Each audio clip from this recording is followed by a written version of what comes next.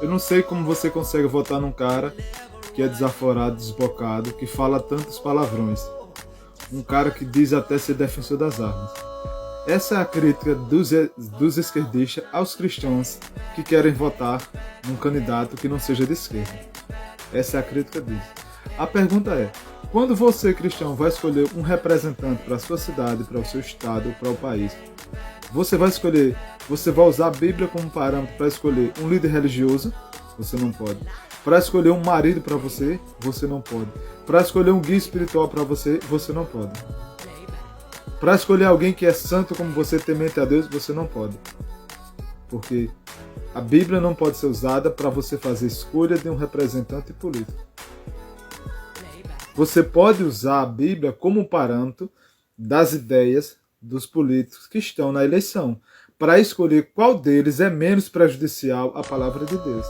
Agora você dizer para a pessoa que ela não pode votar em alguém porque a pessoa é desaforada, fala palavrão, fala um monte de besteira, briga, só anda se esculhambando com outras pessoas e que talvez até defenda as armas. Aí, como você vai votar numa pessoa dessa?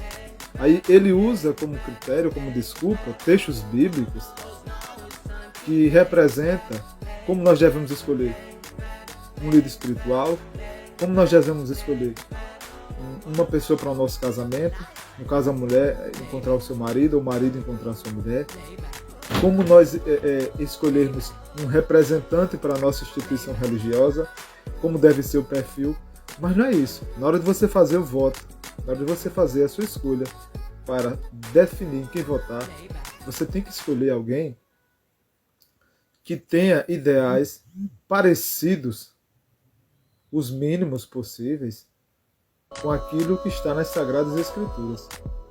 Diferente daqueles que instrumentalizam a Bíblia, os Evangelhos, para dizer que Jesus era revolucionário, era de esquerda, era comunista, amava os pobres e odiava os ricos.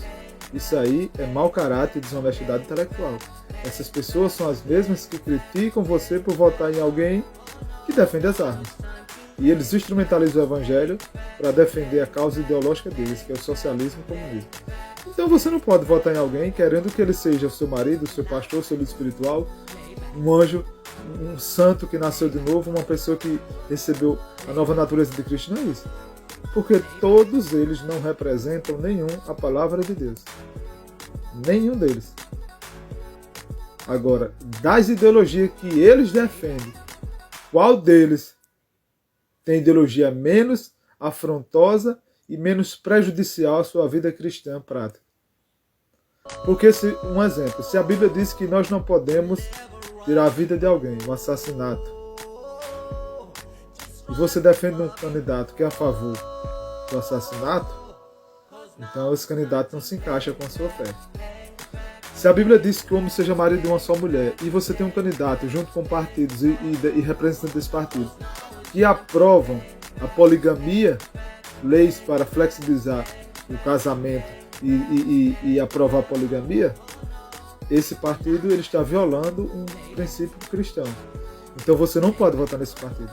Se você vota num partido que é a favor que as pessoas tomem as terras dos outros, a propriedade privada dos outros, e usem ela para si, e se apropriem dela, e façam dela suas propriedades, aí você está violando, não roubarás o mandamento de Deus. Então, não dá certo. Então, é assim que se escolhe. Pega a ideologia e as crenças ideológicas e vê qual dessas ideologias tem o mínimo possível de condição de você, como cristão, votar. Então, acabe com essa conversa para boi dormir, com essa enrolação toda, de achar que você vai votar em alguém que vai ser o seu esposo, o seu marido, o seu pastor, o seu líder espiritual. Não. Os políticos são homens aí do mundo pecaminosos, que estão no sistema de pecado, que estão no sistema que não agrada a Deus. Dentre esses políticos, você vai identificar a ideologia a qual eles pertencem, para saber qual é a menos danosa na sua vida prática. Só isso. Não tem santo ali não. Ninguém é Messias, ninguém é Salvador, e ninguém é servo de Deus, e ninguém é enviado de Deus ali.